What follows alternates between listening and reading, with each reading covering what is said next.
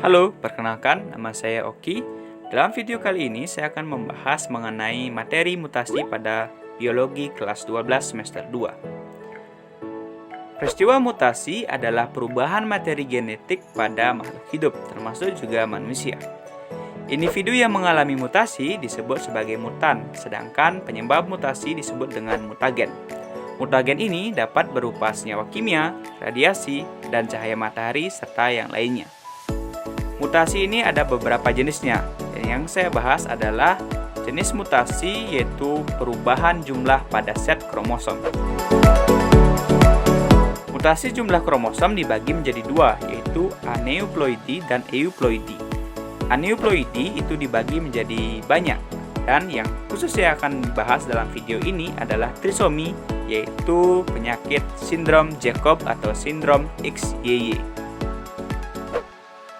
Manusia umumnya memiliki 46 kromosom, yaitu 23 pasang, 22 pasang sel tubuh atau autosom, dan 1 pasang kromosom seks. Kromosom seks ini pada laki-laki berupa XY, sedangkan pada perempuan berupa XX. Pada penderita sindrom Jacob, terjadi kelebihan 1 kromosom Y pada laki-laki, sehingga kromosomnya menjadi 47, yaitu 44 autosom dan 3 kromosom seks, yaitu XYY.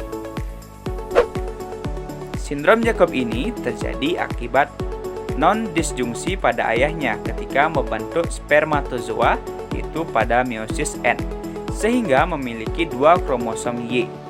Ketika spermatozoa ini membuahi ovum yang membawa kromosom X, maka akan menghasilkan anak laki-laki dengan kromosom XYY.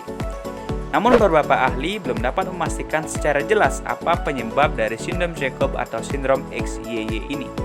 Penderita sindrom Jacob kadang tidak memiliki ciri-ciri yang menonjol dibandingkan manusia pada umumnya.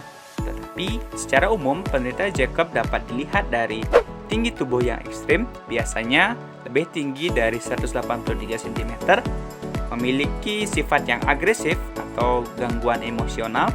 Yang ketiga, memiliki gangguan perilaku, yaitu cenderung berbuat kasar dan kriminal, bentuk jari kelingking melengkung, jarak antara kedua mata lebih lebar, kepala yang lebih besar, serta gigi yang lebih besar. Menurut National Institute of Health, sindrom Jacob ini terjadi 1 dari 1000 kelahiran.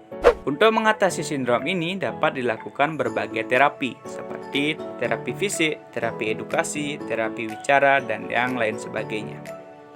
Sebenarnya ketika kita mempelajari mutasi, yang kita pelajari bukan hanya sebatas mutasi yang merugikan pada manusia khususnya. Namun, mutasi itu tidak selamanya berdampak buruk bagi kehidupan. Salah satu manfaatnya adalah rekayasa bioteknologi.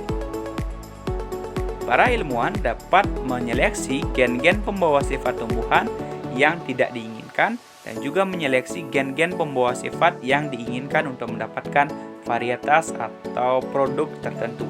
Dari sinilah tercipta berbagai varietas pangan seperti buah tanpa biji, bibit unggul, dan lain sebagainya yang selama ini sudah kita nikmati.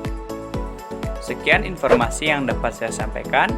Berbagai referensi yang saya gunakan dalam menyusun video ini saya cantumkan pada deskripsi.